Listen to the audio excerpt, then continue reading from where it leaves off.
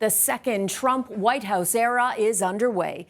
Karin Caifa joins us now from Washington. And Karin, the U.S. president is wasting little time getting down to business.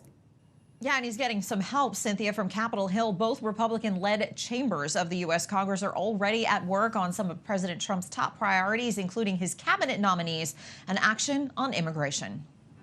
President Donald Trump and Vice President J.D. Vance and their wives attending a prayer service at Washington National Cathedral.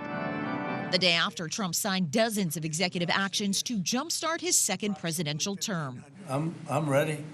When are you going to talk with them? Including withdrawal of the U.S. from the Paris Climate Agreement and the World Health Organization, a 75-day delay of the U.S. ban on TikTok, sweeping pardons and commutations of rioters involved in the January 6, 2021 insurrection at the U.S. Capitol, and aggressive immigration policies likely to prompt a massive immigration crackdown. ICE they're out there enforcing law out today, and of course, as I've said numerous times, they're concentrating on public safety threats.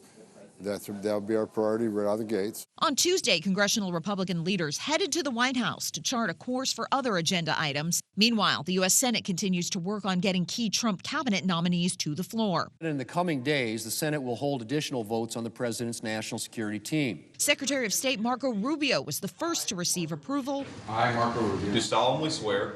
And was sworn in Tuesday morning. Now, Karin, the first of Trump's cabinet nominees was confirmed Monday night, but a hearing still hasn't been set for one of his most controversial choices, Health Secretary Robert F. Kennedy Jr. Where does that process stand?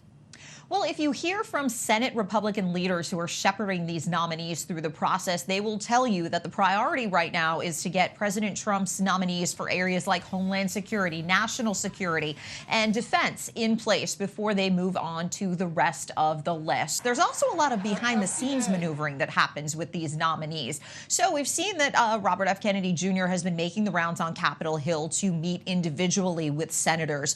What these committees try to do, especially on the Republican side, when the president is in your party, is try to make sure that these nominees are ready for a committee hearing that will be publicly televised and that there won't be any surprises when they come before the panel. Usually those committee hearings are not set until they are confident to do so.